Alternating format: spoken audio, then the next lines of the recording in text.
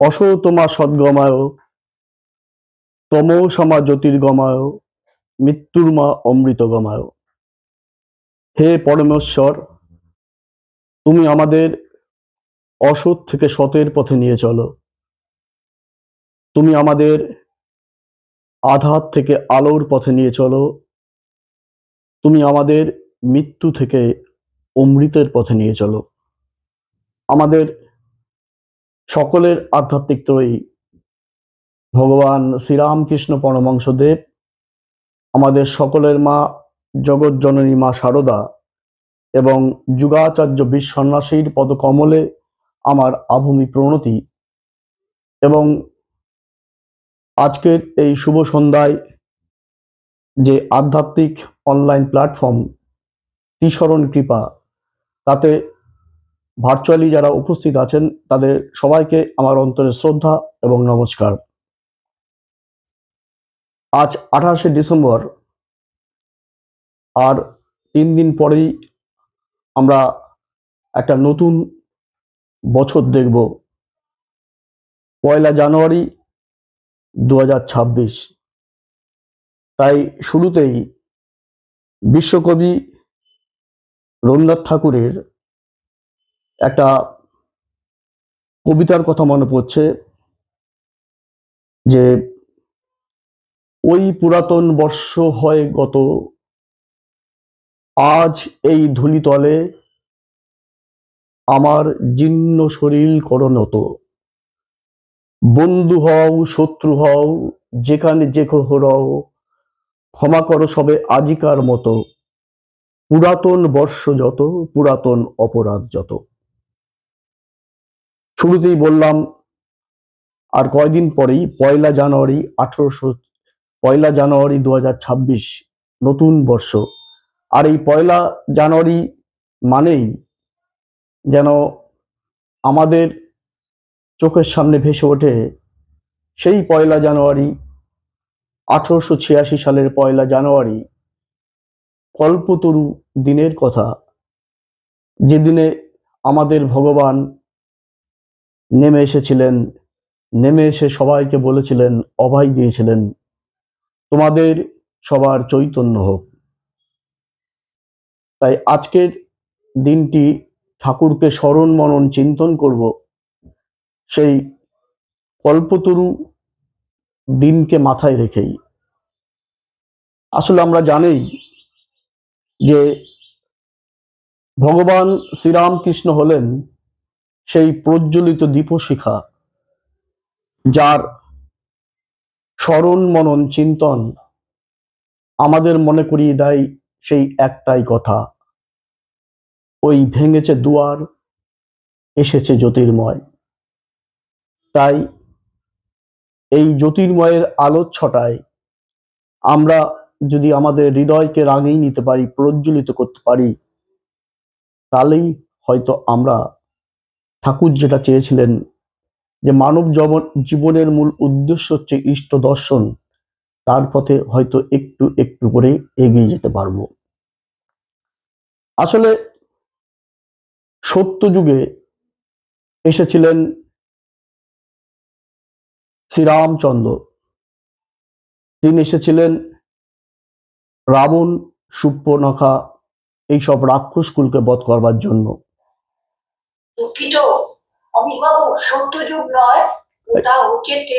হ্যাঁ, ত্রেতা যুগে, ঠিক কথা।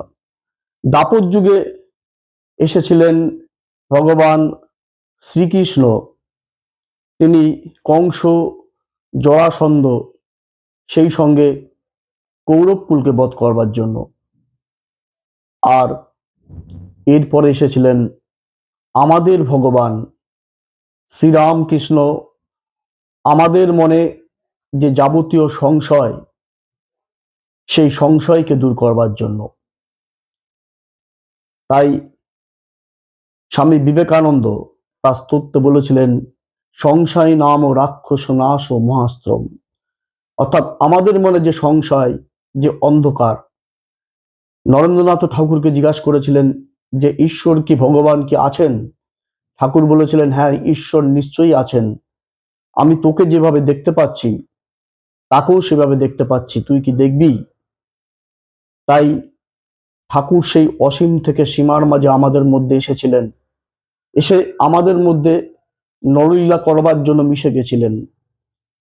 তিনি আমাদের মনের যাবতীয় অবিদ্যা, যাবতীয় অন্ধকার, যাবতীয় সংশয় সব দূর করেছিলেন। আসলে আমরা বলি কল্পতরু, কল্পতরু দিবস 1 জানুয়ারি 1886।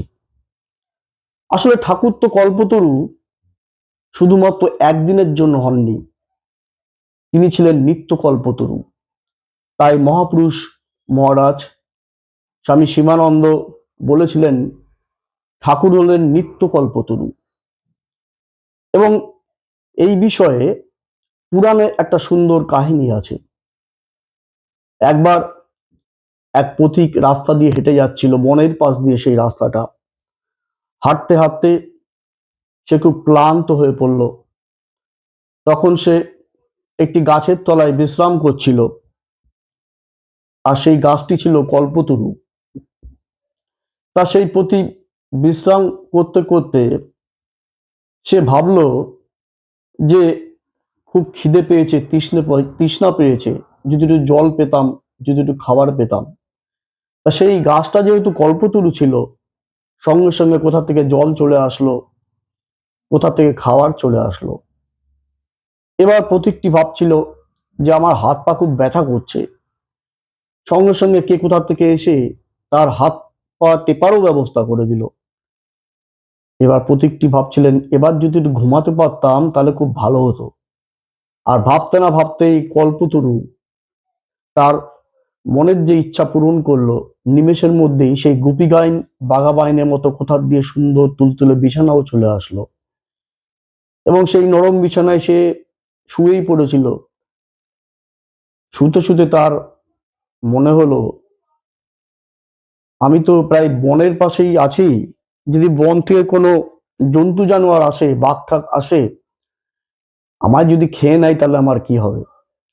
আর যেই ভাবনা, সঙ্গে সঙ্গে বন থেকে বাঘ এসে তাকে তুলে নিয়ে গেল, তাকে খেয়ে নিল। অর্থাৎ পুরাণের যে কল্পতরু, সেই কল্পতরু হচ্ছে দায়িত্ব জ্ঞানহীন কল্পতরু, ইরেসপন্সিবল কল্পতরু। সে তাকে খেতেও দিল, তাকে বিছানাও জোগালো, আবার তার মৃত্যুরও কারণ হলো। কিন্তু আমাদের যে ঠাকুর, তিনি হচ্ছেন রেসপন্সিবল কল্পতরু।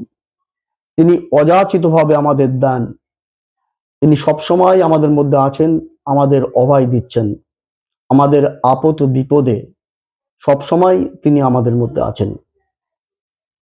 এবং এই কল্পতরু নিয়ে বিভিন্ন পত্রপত্রিকা, বইপত্র পড়তে পড়তে একটা জিনিস দেখছিলাম যে 19 শতকে, 1910-11 সাল নাগাদ হবে, এই শ্রীমৎ স্বামী প্রভানন্দজি মহারাজ, তিনি আমারও দীক্ষাগুরু, তিনি তার একটা গবেষণাধর্মী লেখাতে লিখেছিলেন যে যেমন এখনকার দিনে এই আনন্দবাজার কি বর্তমান এই ধরনের যে বিভিন্ন কাগজ আছে, সেরকম 19 দশকের কাগজ ছিল, তার নাম তত্ত্বমঞ্জুরি, তত্ত্ববোধিনী, এইসব কাগজ।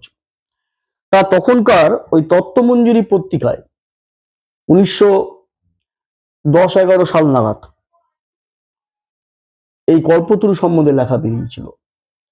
তা প্রভানন্দজি, শ্রীমৎ স্বামী প্রভানন্দজি মহারাজ যেটা বলেছেন, তিনি বলেছেন যে যিনি যিনি অবতার হবেন, তিনি হবেন আন্তর্জাতিক অবতার।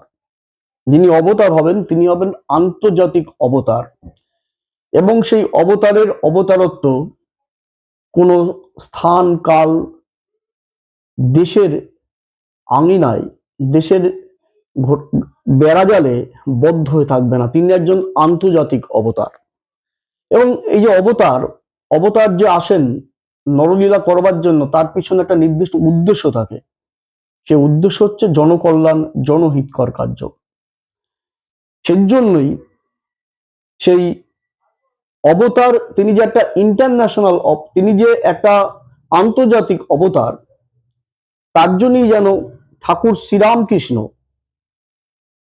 তিনি যেন তার ওই কল্পতরু, তিনি যে অবতার, সেটাকে বোঝানোর জন্য যেন একটা আন্তর্জাতিক নববর্ষকে বেছে নিয়েছিলেন। আসছি প্রসঙ্গে, তা সে যুগের যে তত্ত্বমঞ্জুরি পত্রিকায় সেটা বেরিয়েছিলেন, যেটা যে জাতি ধর্ম বর্ণ দেশ নির্বিশেষে তিনি যে মানুষের ভগবান, তার জন্য তিনি আন্তর্জাতিক নববর্ষের প্রথম দিনটিকেই বেছে নিয়েছিলেন ঠাকুর শ্রীরামকৃষ্ণ। এই মহা ঘটনাটা অর্থাৎ কল্পতরু বিষয়টিকে ঘটানোর জন্য এই তত্ত্বমঞ্জুরি পত্রিকাতে জলজল করছে বিষয়টি এইভাবে: এত পূর্বে রাজবর্ষে প্রথম দিবস বলিয়া 1 জানুয়ারি আমাদের কাছে আনন্দের বিষয় বলে পরিগণিত হইত, কিন্তু 1886 1 জানুয়ারি হইতে ইয়া আমাদের কাছে পরম সৌভাগ্যের দিন বলিয়া অবতারিত হইয়াছে। ওই শুভ দিনে পতিত পাবন দীনবন্ধু রামকৃষ্ণদেব সাধন ভজনহীন দীনহীন ভক্তবর্গের প্রতি সদয় হইয়া কল্পতরু রূপে তোমাদের সকলের চৈতন্য হোক বলিয়া আশীর্বাদ করিয়াছেন। অভয়দাতা দীননাথের এই আশীর্বাদ চিরকাল ফলবর্তী থাকিবে। তখনকার তত্ত্বমঞ্জুরি পত্রিকায় ঠিক এইভাবেই সেই কল্পতরু সম্বন্ধে 1910 সাল নাগাদ এইভাবেই লেখাটা বেরিয়েছিল, এবং সেটা শ্রীমৎ স্বামী প্রভানন্দজি মহারাজ পরবর্তী সময় তার গবেষণাধর্মী লেখাতে এইভাবে উল্লেখ করেছেন। অর্থাৎ তিনি তো অন্য কোনো দিন তার এই কল্পতরুটা হতে পারত, কল্পতরু তো 1 বৈশাখ হতে পারত, কি 15ই আগস্ট হতে পারত, তা নাহলে কেন 1 জানুয়ারি হলো? বিকজ ইন্টারন্যাশনালি সারা বিশ্বের ফোকাস পড়ল ভগবান শ্রীরামকৃষ্ণের উপরে, এবং এটাই প্রভানন্দজি তার গবেষণাধর্মী লেখাতে বলেছিলেন। অর্থাৎ তিনি যে অবতার, কিন্তু এই যে অবতার, সেই অবতার যখন আসেন তার মধ্যে আমরা তাকে ঠিক প্রথম প্রথম চিনতে পারি না। তার মধ্যে ওই দেবভাব অর্থাৎ ঐশ্বর্যের ভাব, আর হচ্ছে মানব ভাব অর্থাৎ মাধুর্যের ভাব যেন আলো ছায়ার মতো খেলা করে। তার মধ্যে শুধু যদি দেবভাবই থাকতো তাহলে ভাবতাম তাকে আমরা ছবিতে মূর্তিত করে ঘরের মন্দিরেই রাখতাম, ছবিও করতাম, তিনি আমার না। আবার তার মধ্যে যদি শুধু মানবভাবেই কাজ করতো, মনে হতো সে আমার সখা, সে বন্ধু, তিনি কি আমাকে উত্তরণের পথে নিয়ে যেতে পারবেন। তাই তার মধ্যে সুন্দর একটা কম্বিনেশন হয় দেবভাব আর মানব ভাবের মধ্যে। আর এই কম্বিনেশন হই বলে আমরা অবতারকে, মানে সে যুগের মানুষরা, আমরা তো কোন ছাড়, বুঝেও যেন বুঝতে পারেননি, ভেবেছিল সে যেন আমাদের মতনই একজন মানুষ। তাই ঠাকুর শ্রীরামকৃষ্ণ কেশবচন্দ্র সেনকে বলেছিলেন যে ওই ধান ক্ষেতের মধ্যে যে গর্ত থাকে, যে গর্ততে জল জমে তাকে ঘুঁটি বলে, আর এই ঘুঁটির মধ্যে ওই চিংড়ি মাছ কাঁকড়া তা থাকে। তা ওই কাঁকড়া মাছ ধরতে গেলে ঘুঁটি ছেঁকে ধরতে হবে। ঠিক সেরকমই ওই ঈশ্বরত্ব ধরতে গেলে মানুষের মধ্যে তিনি যে আছেন অবতার রূপে, ঠিক তাকেই খুঁজতে হবে। তিনি সুন্দর বলেছেন, ওই জলে মাছ আছে, তাকে ধরতে গেলে চার ফেলতে হবে। তারপরে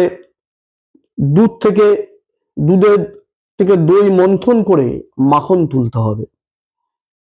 সুতরাং অবতারত্ব, ভগবান যে আছে মানুষের মধ্যে অবতার হয়ে, তাকে খুঁজতে গেলে ওই মানুষের মধ্যেই তাকে খুঁজতে হবে। কিন্তু প্রথম কিন্তু বোঝা যায়নি যে তিনি অবতার কিনা। তাই তাকে বোঝাবার জন্য ঠাকুর বলেছিলেন, আমি হাটে হাড়ি ভেঙে দই যাব। তাই প্রথম যখন দক্ষিণেশ্বরে, এমনকি রানী রাসমণি, মথুর বাবু, কি ওই দক্ষিণেশ্বরের কুঠিয়া বাড়িতে যারা কাজ করত, তা ঠিক তাকে বুঝেও বুঝতে পারেনি।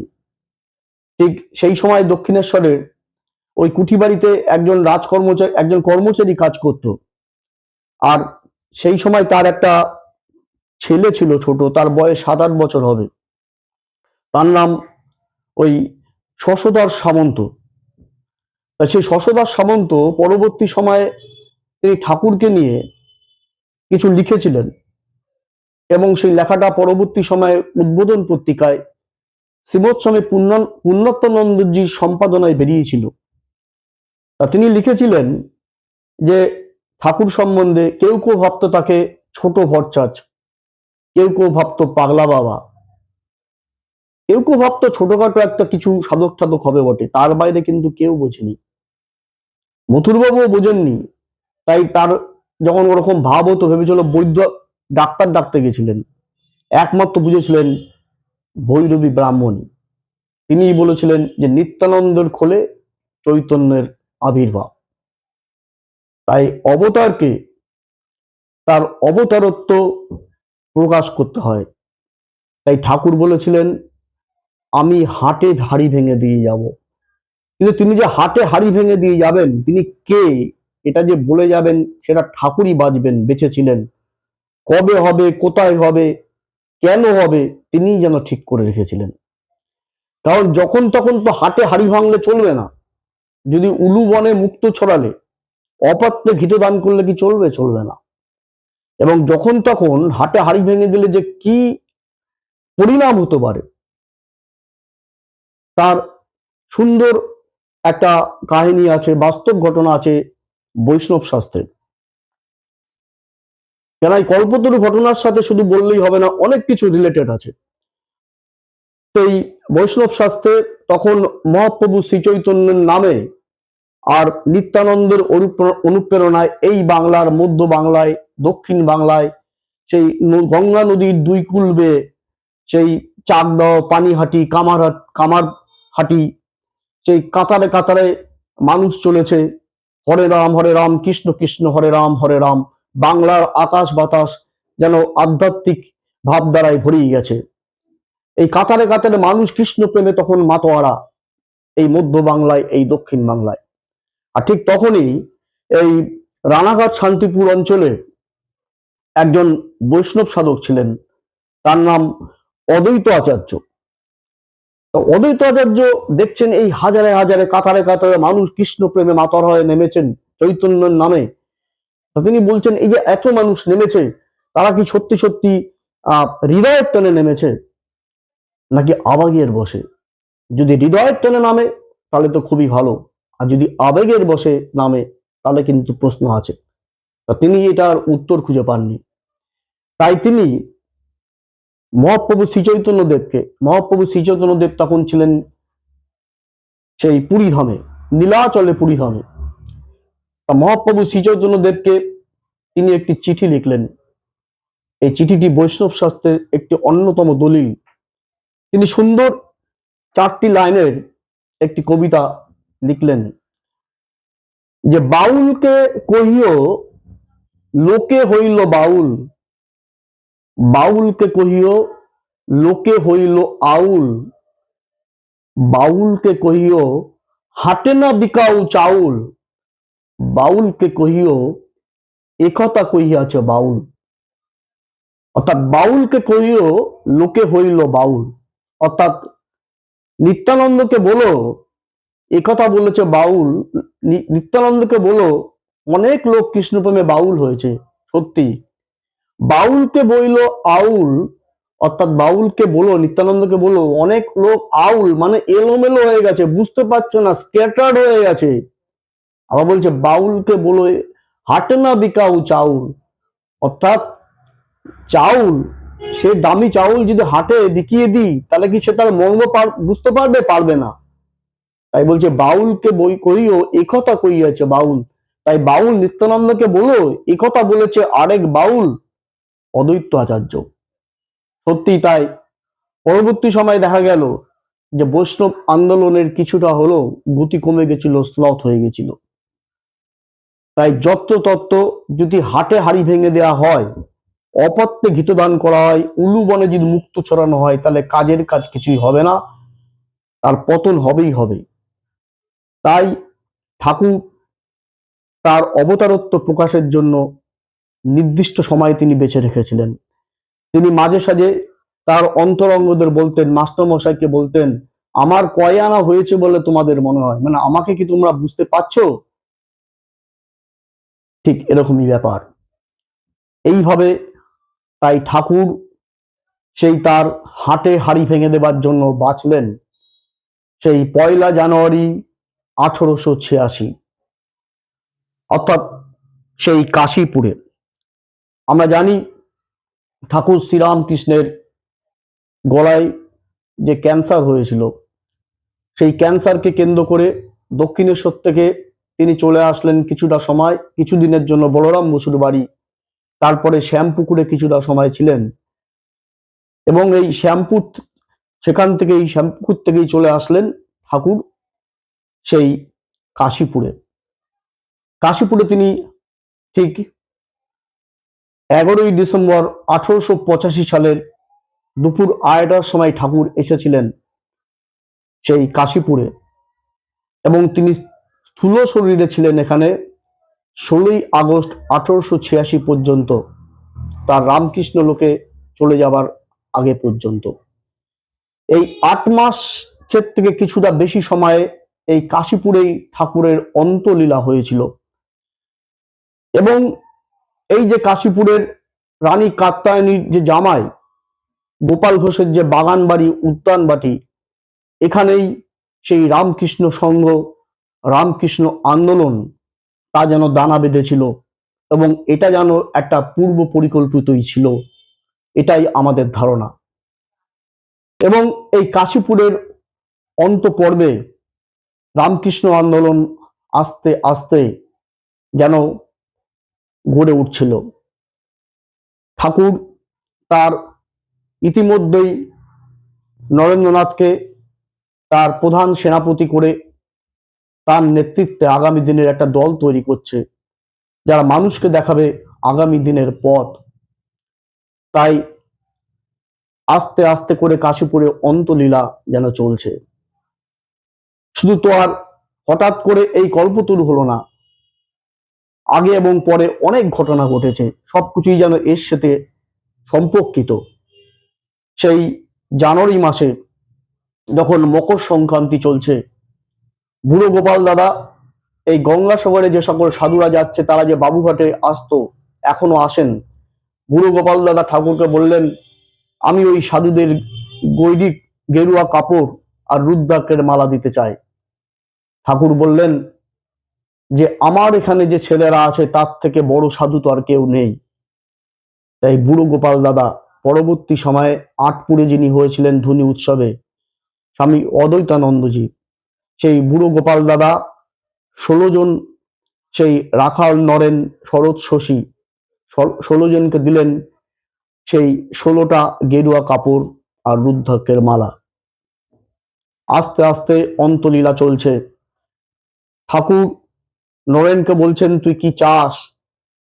নরেন বলছেন, আমি ভাব সমাধিতে চলে যাই সুখদেবের মতো, আর যখন খাবার ব্যাপার হবে খেয়ে আবার ভাব সমাধিতে যেতে চায়। ঠাকুর বললেন, ছি নরেন, তুই এত বড় আধার, তুই কিনা আগামী দিনের বিশ্বের মানুষকে পথ দেখাবি, তুই কিনা হবি একটা বড় গাছ, তার নিচে হাজার হাজার মানুষকে তুই ছায়া দিবি, আর তুই কিনা নিজের মুক্তির কথা চাস, এত ছোট নরেন হোস না। ঠাকুর নরেনকে শিখালেন সর্বভূতে সেই প্রেমময়,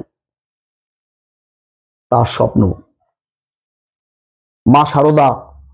মা সারদাকে ঠাকুর বলছেন, সবই কে করে যাবে, তুমি কি কিছুই করবে না?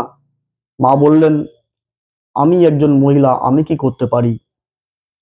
এবং মায়ের পায়ে একদিন লেগেছিল, 3 দিন মা দোতলায় গিয়ে ঠাকুরকে খাবার দিতে যাননি। তারপরে 3 দিন পরে মা যখন দোতলায় ঠাকুরকে সেই দুপুরের ভাত দিতে যাচ্ছেন, খাবার দিতে যাচ্ছেন, দেখছেন ঠাকুর বিছানায় শুয়ে আছে আর হাত বোঝা অবস্থায় যেন কি বিড় করছে। মা বলছেন, তুমি কি বলছো? ঠাকুর বলছেন, ওই দেখো কলকাতার লোকগুলো সব অন্ধকারে কেমন পোকার মতো কিলবিল করছে, তুমি ওদের দেখো। মা তখন হাত প্রসারিত করলেন। এইভাবে আস্তে আস্তে অন্তলীলা চলছে, ঠাকুর সবাইকে তৈরি করছেন। দেখতে দেখতে চলে আসছি সেই কল্পতরু দিনের কথা, 1 জানুয়ারি 1886। সেই 1 জানুয়ারি 1886 সেই দিন যেন সকালবেলা থেকেই ঠাকুরের মনটা একটু ভালো, খুব ভালো ছিল। ঠাকুর একটু ফুরফুরে মেজাজে ছিলেন এবং যেন সবাইকে যেন তিনি একটা আশীর্বাদ করাটা যেন মানসিকতা তার গড়ে উঠেছিল। শ্রীমৎ স্বামী বুধানন্দজি এবং শারদানন্দজির লেখা থেকে পাওয়া যায় যে সেদিন সকালবেলা হরিপদ মুস্তাফি বলে একজন ভক্ত এসেছিলেন, যার ডাক নাম হরিশ। তিনি ঠাকুরের কাছে সকালবেলায় গেছিলেন, ঠাকুরের দোতলায় গিয়ে কিছুক্ষণের মধ্যে তিনি দোতলার থেকে আনন্দে লাফাতে লাফাতে নিচে আসছেন। বলে, ভাই রে, এত আনন্দ জীবনে আর কোথায় পায়নি। তিনি যে কি আনন্দ পেয়েছিলেন সেটা বলেননি, কিন্তু তার এই ফুরফুরে আনন্দ যেন তার আনন্দ ধরছে না। ভাই রে, এত আনন্দের ঘটনা জীবনে আর দেখিনি। তাই বলছেন শ্রীমৎ স্বামী বুধানন্দজি এবং শারদানন্দজি যে সেদিন সকালবেলা থেকেই ঠাকুরের যেন কেমন একটা আশীর্বাদ দেওয়ার মানসিকতা প্রবলভাবে দেখা দিয়েছিল। আস্তে আস্তে বিকেল 3টের সময় ঠিক মহেন্দ্রক্ষণ চলে আসলো। ঠাকুর নেমে আসছেন দোতলার থেকে একতলায়। এতক্ষণ আমি আলোচনা করছিলাম, আমি এই জায়গাটা একটুখানি যা বইয়ে লেখা আছে ঠিক সেইভাবে পড়ছি। রামলালকে বললেন, আমি ভালো আছি 3টের সময়।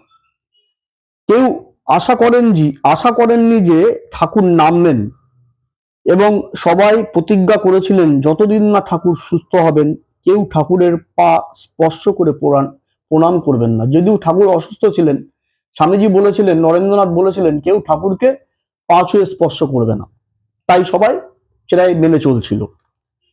হলঘরে কয়েকজন ভক্ত এসেছিলেন। এমন সময় তারা দেখলেন ঠাকুর সিঁড়ি দিয়ে আস্তে আস্তে নেমে আসছেন। কান ঢাকা টুপি, সবুজ পিরান তারা, লাল পেরে সাদা ধুতি, পায়ে মোজা ও কাজ করা চটি। তাকে দেখেই সবাই আনন্দে উঠে দাঁড়ালেন ও হাত জোর করে প্রণাম করলেন। ঠাকুর বেরিয়ে সুরকির রাস্তা দিয়ে হাঁটতে হাঁটতে আসছেন। আস্তে আস্তে রাস্তাটি আম গাছের পাশ দিয়ে বেঁকে গেছে। সেখানে দেখছেন গিরিশ, অতুল, রাম সবাই দাঁড়িয়ে আছে। আমরা যদি ভিজুয়ালাইজ করি, চোখের সামনে সত্যিই যেন ভেসে হচ্ছে ঠাকুর দোতলা থেকে নামছে, ওই রাস্তা দিয়ে আস্তে আস্তে এগিয়ে যাচ্ছে, সেই আম গাছটার পাশে ঠাকুর চলে এসছেন এবং ওরাও খুব আনন্দে ঠাকুরকে হাত জোর করে প্রণাম করলেন। তারপরে গিরিশকে বললেন সেই বিখ্যাত কথা, এই তুমি আমার নামে ওই অবতার টবতার বলে বেড়াও, তুমি অবতারের কি দেখেছো আমার মধ্যে? সেই বিখ্যাত কথা। আর সেই সঙ্গে বিখ্যাত প্রত্যুত্তর। সেকেন্ডের মধ্যে নোটো গিরিশ কি বললেন? তিনি বললেন, যা ব্যাস সুখদেব যার ইয়াত্তা করতে পারেনি সেই নোটো গিরিশ তাই কি করবে। ব্যাস সুখদেব, মহর্ষি ব্যাস, যিনি ভগবান শ্রীকৃষ্ণের জীবন বৃত্তান্ত সেই মহাভারত লিখেছিলেন। বাল্মীকি, যিনি ভগবান শ্রীরামচন্দ্রের সেই সম্মিলিত ধর্মগ্রন্থ সেই রামায়ণ রচনা করেছিলেন। ঠাকুরের হৃদয় তন্তুতে, ঠাকুরের কানে কানে কেউ যেন বলে দিলেন সেই কথা যেটা ঠাকুর স্বামীজিকে নরেনকে বলেছিলেন, যেই রাম যেই কৃষ্ণ সেই ইদানিং এই শরীরে রাম ও কৃষ্ণ। ঠাকুর ভাব সমাধিতে চলে গেলেন, তন্ময় হয়ে গেলেন। তিনি সবাইকে বললেন, কি আর বলবো, তোমাদের তোমাদের সকলের চৈতন্য হোক। ঠাকুর বললেন, তোমাদের সবার চৈতন্য হোক। আর সেই সময় আরো যারা ছিল, সেই অক্ষয় এবং তাদের বয়স কম ছিল, তারা ওই আম গাছের ওখানে সে হুপুপ করে হনুমান বানর খেলছিল। তারা উপর থেকে ঠাকুরের এই ভাব তন্ময় রূপ দেখে সবাই যেন নিচে নেমে আসছেন এবং তাদের মধ্যে যেন সেই সময় হুড়ুড়ি পড়ে যাচ্ছেন। এইভাবে কে আগে প্রণাম করবেন? তারা ভুলেই গেছিলেন যে তারা প্রমিস করেছিলেন যে ঠাকুরকে পা ছুঁয়ে প্রণাম করবেন না, কিন্তু তারা এরকম বিভোর হয়ে গেলেন যে সবাই এসে ঠাকুরকে এক এক করে প্রণাম করছেন। আর এক একজনের এক এক রকম যেন অনুভূতি হচ্ছে।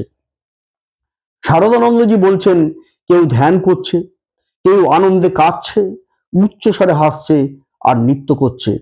আবার কেউ কেউ নিজে তো কৃপা পেয়েছেনই, আবার অন্য কেউ ডাকছে, আয় আয় ঠাকুরের কাছে কৃপা নিয়ে যাবার জন্য। এই ব্যাপারে সবচেয়ে যে উদ্যোগী তিনি হলেন গিরিশ ঘোষ।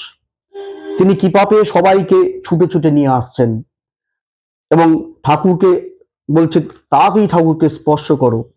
এবং ঠাকুরের যে রান্না করা বাসন যে মাজতো তাকেও ডেকে নিয়ে এসছে, বলে আয় আয় এই বেলায় আয়, ঠাকুরকে এসে স্পর্শ কর, ঠাকুরকে প্রণাম কর, ঠাকুরের আশীর্বাদ নে। তা সে এক একজনের এক এক রকম যেন অনুভূতি হচ্ছে এবং এই যে অনুভূতি প্রত্যেকের কিরকম হয়েছিল আমি জাস্ট দুটো বলছি। যেরকম রামলাল দাদা বলছেন যে প্রত্যেকেরই এক অদ্ভুত যেন ভাবান্তরের মধ্যে সেদিন যাত্রা করেছিল প্রত্যেকে।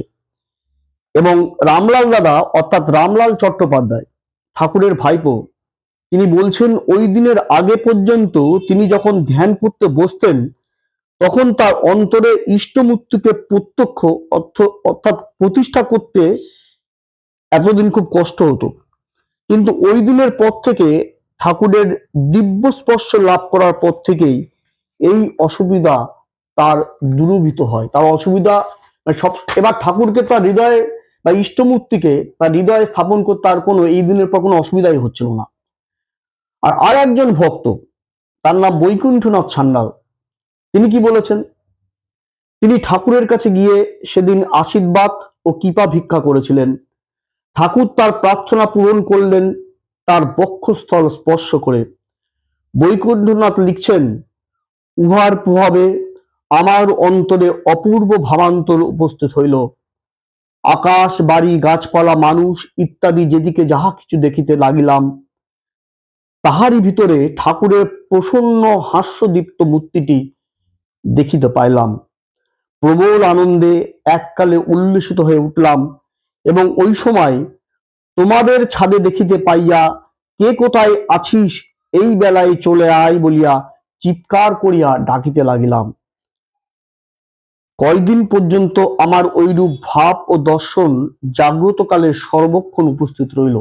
মানে সবসময় তিনি ঠাকুরকে দেখতে পাচ্ছেন, সারাক্ষণই তিনি ঠাকুরকে দেখতে পাচ্ছেন এবং কয়দিন একই ঘটনা চলছে।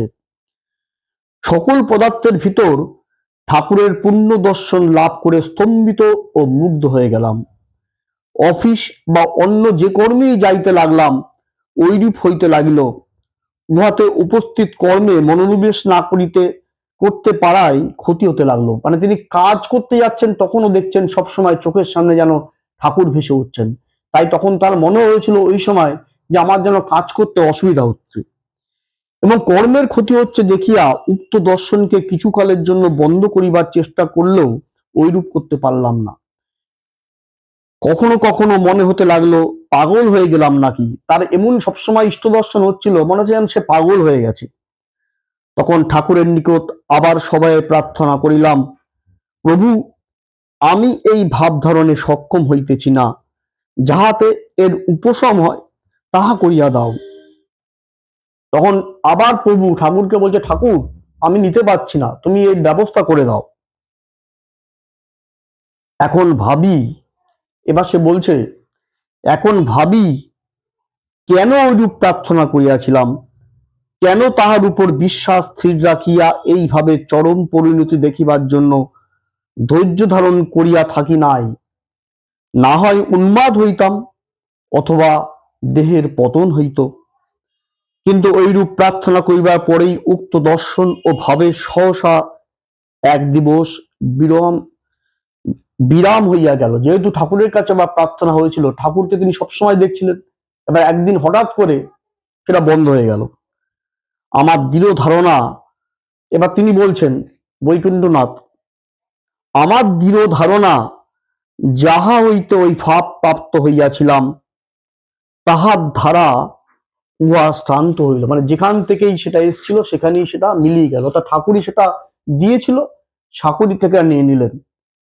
তবে ওই দর্শনে একান্তে বিলয়ের কথা আমার মনে উদিত হয় নাই বলিয়ায় তিনি কৃপা করিয়া উহার এইটুকু অবশেষ মাত্র রাখিয়াছিলেন যে দিবসের মধ্যে যখন তখন কয়েকবার তার সেই দিব্য ভাবোদ্দীপ্ত প্রসন্ন মূর্তি অহেতুক দর্শন লাভে আনন্দ স্তম্ভিত ও কৃতার্থ হইতাম।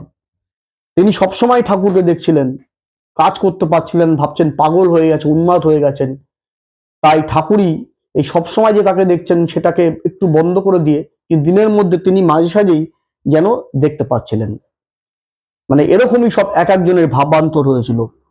যেমন সেই হাওড়ার নবগোপাল ঘোষ, সেই নবগোপাল ঘোষ যিনি পরবর্তী সময় যার নাম হয়েছিল জয় রামকৃষ্ণ, তা রামচন্দ্র দত্ত নবগোপাল ঘোষকে বলছেন যে তুমি কি করছো, তুমি এই বেলায় ঠাকুরের কাছে আসো, ঠাকুরের কাছে এসে তুমি আশীর্বাদ নাও, ঠাকুরের কাছে এসে যত তাড়াতাড়ি সম্ভব আসো, ঠাকুরের কাছে আশীর্বাদ নাও। তো নবগোপাল ঘোষ ঠাকুরের কাছে আসলেন, এসে বললেন প্রভু প্রভু আমার কি হবে? তখন ঠাকুর তাকে বললেন তুই একটু ধ্যান জপ করতে পারিস? নবগোপাল ঘোষ বললেন আমি ছাপোষা মানুষ, চাকরিজীবী মানুষ, সংসার প্রতিপালন করতে হয়, আমি কি করে ধ্যান জপ করার আমার সময় নেই। ঠাকুর বললেন আচ্ছা সময় না, ঠাকুর তা একটু একবার দুবার, সে বলছে আমার তা করো, সেই ধ্যান জপ করো, আমার একটুও সময় নেই। তখন ঠাকুর তাকে বললেন তুই আমার নাম করতে পারবি? সে বলল হ্যাঁ ঠাকুর আমি তাই পারবো। ঠাকুর বললেন ব্যাস, তাহলেই আমার হবে, তাহলেই তোর হবে। এবং পরবর্তী সময় দেখলাম, আমরা দেখতে পাই যে নবগোপাল ঘোষ তিনি যখন অফিসে যেতেন জয় রামকৃষ্ণ করতে করতে যেতেন, হাততালি দিতে যেতেন, অফিস থেকে যখন ফিরতেন জয় রামকৃষ্ণ করতে করতে হাততালি দিতে ফিরতেন। আর তিনি যখন অফিস থেকে ফিরতেন তার যে বাড়িতে সার্ভেন্ট ছিল সে সবসময় বাতাসা রেখে দিত, বাতাসা হরিলুট করতো, আর সব পাড়ার ছেলে কচি বাচ্চারা এসে বলতো ওই জয় রামকৃষ্ণ আসছে, বাতাসা খাবো বাতাসা খাবো। এবং পরবর্তী সময় আমরা দেখেছি যে তার বাড়ি কলকাতার বাদুর বাগানে, সেই বাদুর বাগানের বাড়ি ছেড়ে তিনি চলে গেলেন হাওড়ার রামকৃষ্ণপুরে, কারণ রামকৃষ্ণপুরের সাথে তার গুরুর নাম যুক্ত, তাই হাওড়ার লালবাড়ি হয়ে গেল আর একটা আধ্যাত্মিকতার স্থান, জয় রামকৃষ্ণ। এইভাবেই এক একটা মানুষের জীবনের ভাবান্তর রূপান্তর হয়েছিল ঠাকুরের সেই তোমাদের চৈতন্য লাভ বলার ক্ষেত্রে। এবং পুতিকার অক্ষয় কুমার সেন সুন্দর লিখেছেন যে কৃপা নহে করিপাতে, নহে রাজ্য ধন, কিংবা নহে মনোহর কামিনী কাঞ্চন, সুস্বাদু ভোজন নয়, নহে গাজা সুরা, নহে মাদকীয় কিছু ক্ষণানন্দ ধারা। তথাপি কৃপার মধ্যে হেন বস্তু আছে, তুলনায় যাবতীয় রাজ্য ধন মিছে, কৃপায় আনন্দ রাশি বহে শত ধারা, ধন্য হে আধার যাহে কৃপার সঞ্চার। মানে কৃপার মধ্যে এরকম বস্তু আছে যেন স্পন্টেনিয়াসলি, যেন নিজের ভিতরেই যেন আনন্দ উৎসারিত হচ্ছে, সেটা কোনো কামিনী কাঞ্চন নয়, সেটা কোনো ভোজন সুস্বাদু ভোজন নয়, কোনো গাজা সুরাও নয়, সেটা হচ্ছে হৃদয়ের ভিতর থেকে উৎসারিত এক আনন্দ ধারা। সেটাই যেন পুতিকার অক্ষয় কুমার সেন বলেছেন। আসলে ঠাকুর শ্রীরামকৃষ্ণ বলেছিলেন তোমাদের চৈতন্য হোক। এই চৈতন্য মানেটা কি? চৈতন্য মানে চেতনা, চৈতন্য মানে জ্ঞান, চৈতন্য মানে সর্বোচ্চ জ্ঞান, সুপ্রিম নলেজ। সেই সর্বোচ্চ জ্ঞানের আলোকে চেতনার রঙে আমরা আমাদের হৃদয়কে রাঙিয়ে আমাদের সেই মান থেকে মান হুঁশে উত্তরণ হবে, অর্থাৎ মানুষ থেকে মান এবং হুঁশে উত্তরণ হবে। চৈতন্য তো আমাদের মধ্যেই আছেন, কিন্তু সেটা ঘুমিয়ে আছে। এই চৈতন্যের আলোকে আলোকিত হয়ে আমাদের মধ্যে যেন ঠাকুর জাগ্রত করতে চাইলেন জ্ঞান, ভক্তি, সেই বিবেক ও বৈরাগ্য। জ্ঞান মানে কি? জ্ঞান মানে সেই জ্ঞান যেটা ঠাকুর মাস্টারমশাইকে বলেছিলেন সেই পুঁথিগত জ্ঞান নয়। জ্ঞান মানে সেই এককে জানা, জ্ঞান মানে সেই ঈশ্বরকে জানা। আর জ্ঞান ভক্তি, ভক্তি মানে কি? ভক্তি মানে নিজেকে পরকে ভক্তি করা, ঈশ্বরের নামও গুণগান করা, নাম গুণ করা, সেটাই হচ্ছে ভক্তি। নাম, ভক্তি, বিবেক। বিবেক মানে কি?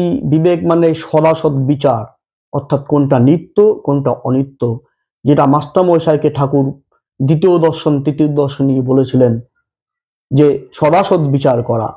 আর এই সদাসৎ নিত্য অনিত্য বিচারের মধ্য দিয়ে আমরা চলে যাব বৈরাগ্য। বৈরাগ্য মানে কি? আসক্তি দূর হয়ে ঈশ্বরের সাথে যোগ। অর্থাৎ এটাই হবে আমাদের মানহুস থেকে মানহুসে উত্তরণের একটা সিঁড়ি, একটা ধাপ। তাই আমাদের ঠাকুর নেমে আসলেন সেই 1 জানুয়ারি 1886, এবং তিনি আমাদের দিলেন সেই সর্বোচ্চ জ্ঞান। তাই শারদানন্দজি মহারাজ তার লীলা, শারদানন্দজি মহারাজ তাই বলেছেন যে চৈতন্য মানে কি? চৈতন্য মানে হচ্ছে আত্মপ্রকাশের অভয়দান, আত্মপ্রকাশের অভয়দান। অর্থাৎ তুমি সেই অমৃতস্ব পুত্র, তুমি তোমার স্বরূপকে জানো, তুমি তোমার নিজেকে বোঝো, তাহলেই তাকে বুঝতে পারবে। তোমার মধ্যেই তিনি আছেন, আছেন সুপ্ত, ঘুমিয়ে আছে, তাকে জাগিয়ে দিতে হবে। যেটা স্বামীজিও বলেছিলেন এক কথা, যে every human being is potentially divine, the goal is to manifesto the divinity. প্রত্যেকের মধ্যেই সেই তিনি আছেন, তিনি ঘুমিয়ে আছেন, তাকে জাগাতে হবে, এটাই হচ্ছে ধর্ম। স্বামীজি কিন্তু একই কথা বলেছেন। তাই মর্তের ভগবান সেদিন তিনি তার অবতারত্ব বুঝালেন, তিনি নেমে আসলেন, নেমে এসে আমাদের অভয় দিলেন, বললেন চিন্তা নেই, আমি আছি, তোমাদের চিন্তা নেই। যা আছে ভুবনে তা আছে এই ভবনে, যা আছে হোতায় তাই আছে হেতায়। তোমাদের আর কোথায় যেতে হবে না, আমি আছি, খালি একটাই পথ তোমরা বেছে নাও, শরণাগতি, শরণাগতি, শরণাগতি। তাই আজকে আমি আমাদের ভগবান শ্রীরামকৃষ্ণকে তার আর 3 দিন পরে সেই 1 জানুয়ারি, সেই বিশেষ দিন, সেই কল্পতরু দিবস, সেই কল্পতরু দিবসকে মাথায় রেখে আমি তাকে স্মরণ মনন এবং চিন্তন করলাম। প্রভু আমার, প্রিয় আমার, পরম ধন্যে, চিরপথের সঙ্গী আমার জীবন মরণে। শিব শিব মহাশিব, শিব রামকৃষ্ণ নাম, ব্রহ্মা বিষ্ণু সর্বদেব, রামকৃষ্ণ নিত্য নাম। ঠাকুরমা স্বামীজিকে আমার আভূমি প্রণতি এবং উপস্থিত সবাইকে আমার অন্তরের প্রণাম এবং শ্রদ্ধা, নমস্কার, শুভরাত্রি।